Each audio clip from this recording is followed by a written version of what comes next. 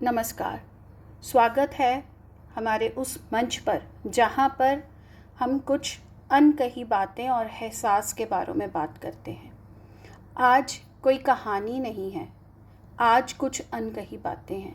वो बातें जो शायद हर बेटी अपनी माँ से कहना चाहती है पर कह नहीं पाती।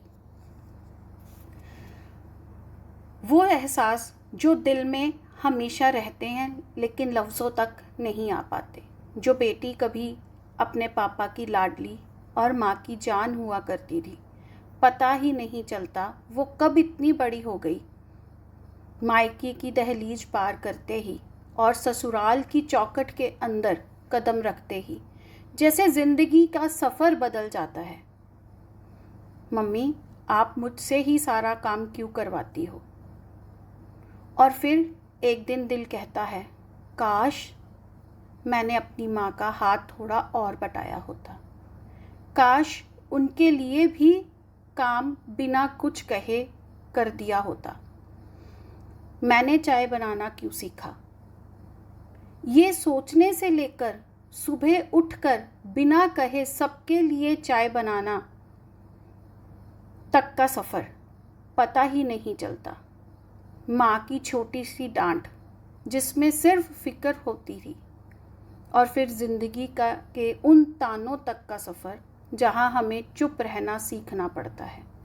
माँ जो हमें मना लेती थी, हमारी पसंद का बना देती थी, और एक वक्त आता है जब हम सबके लिए सब कुछ बनाते हैं पर अपनी पसंद कहीं पीछे रह जाती है। छुट्टियों में कहाँ चलेंगे से लेकर बस मम्मी के पास जाना है, घर जाना है तक का सफ़र।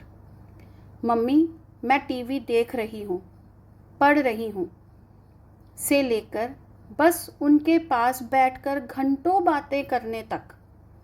लोग कहते हैं बेटी जब देखो अपनी माँ से ही बात करती रहती है, लेकिन शायद किसी ने कभी ये नहीं सोचा कि वो वही क्यों बात करती है, क्योंकि वहाँ उसकी माँ होती है।